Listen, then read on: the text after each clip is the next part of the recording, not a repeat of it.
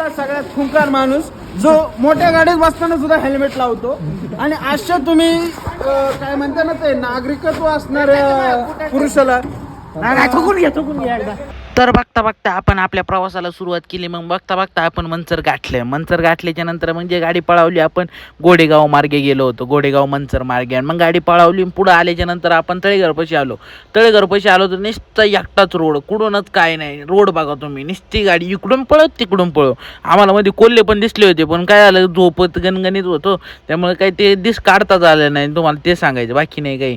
आणि मग तिथून आम्ही बघता बघता डायरेक्ट पोहोचलो कुठं माहिती आहे, कुठं पोहोचलो मग सकाळ आम्ही डायरेक्ट सकाळ पोहोचलो. डायरेक्ट भीमाशंकरमध्ये पोहोचलो.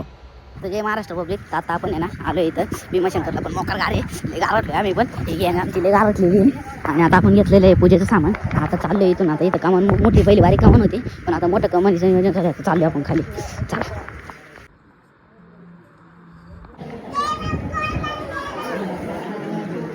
करू का व्हिडिओ चालू होता? चालू करो, चालू. तो नमस्कार प्रणाम आप सब कैसे हो भाई लोग? एकदम मौज आज के इधर पेड़ा मिलेगा। अभी बंद है खाली, इधर पानी भी मिलेगा अभी बंद. ही पिवळी लाईट आहे. मोबाइल का उपयोग न करे.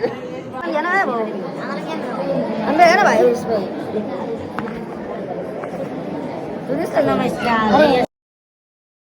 तर बघता बघता मग आपण दर्शन घेतलं ना आपण तिथून रवाना झालो, रिटर्न झालो आपण. मग ते गाडी पळावली टरारन पिरिरी.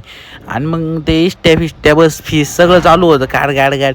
मग जे आम्ही असं पळावली जी गाडी पळावली नाही, ऐकलंच नाही. मग पुढं आम्हाला जरा थांबायचं होतं, तर मग मॅगी बनवायला थांबायचं होतं. मग आपण आता असं पळावली जागा बघितली मस्त उन्हाच्या ठिकाणी.